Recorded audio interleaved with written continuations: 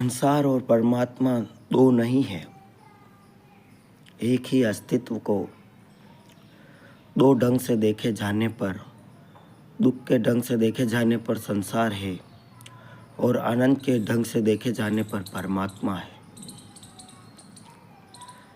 तो जिन लोगों ने हमें यह सिखा दिया कि जीवन दुख है, बुरा है, असार है, छोड़ो, भागो, जीवन से हटो, जीवन की सारी धाराएं तोड़ दो, सब खंडित कर दो, जीवन के सेतु अपने बीच के द्वार तोड़ दो, सेतु तोड़ दो, जिन लोगों ने यह सब सिखाया है वे लोग सोचते रहे होंगे कि मनुष्य जाति को परमात्मा की ओर ले जा रहे हैं, लेकिन वे ही लोग मनुष्य जाति को परमात्मा से वंचित करने का कारण बन गए।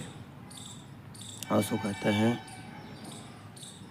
कि उन्होंने किस भांति सिद्ध कर दिया कि जीवन दुख है, किस चीज़ को व्यर्थ सिद्ध करने में एक सीक्रेट है, एक राज है, एक रास्ता है, और एक ही रास्ता है किसी भी चीज़ को व्यर्थ सिद्ध कर देने का। जिस आदमी को तरकीब हाथ में आ जाए किसी भी चीज़ को व्यर्थ सिद्ध कर सकता है। वो तकरीबन विश्लेषण, वो तकरीब है एनालिसिस। मैं एक गांव में आया, एक बहुत सुंदर जलप्रपात था। जलप्रपात पहाड़ से एक बहुत खूबसूरत नदी गिरती थी। चांदनी रात में जिन मित्र के घर में मेहमान था वो अपनी कार में लेकर मुझे उस पहाड़ी पर ले गए।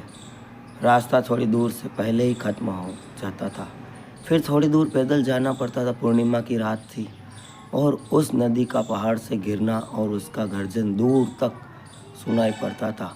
हवाएं ठंडी हो गई थी और उस चांदनी रात में वो नदी एक अद्भुत आकर्षण की तरह हमें खींच लिए जाती थी। हम गाड़ी से नीचे उतरे। वो गाड़ी को जो ड्राइवर साथ लाया था वो गाड़ी के भीतर ही बैठा रहा। मैंने अपने मित्र को कहा कि आप अपने ड्राइवर को बुला लें, का अच्छा दृश्य है। मैंने उस ड्राइवर को आवाज़ दी, दोस्त तुम भी आ जाओ। उसने कहा क्या खाक रखा है वहाँ, कुछ पत्थर पड़े हैं और पानी गिरता है और वहाँ कुछ भी नहीं है। अब तो ड्राइवर कहने लगा, मैं तो हमेशा हैरान होता हूँ कि लोग क्या देखने आते हैं यहाँ, वहाँ कुछ भी नहीं है साहब, थोड़े से पत्थर पड़े हैं और पानी गिरता है। ये ड्राइवर धर्म गुरु हो सकता था।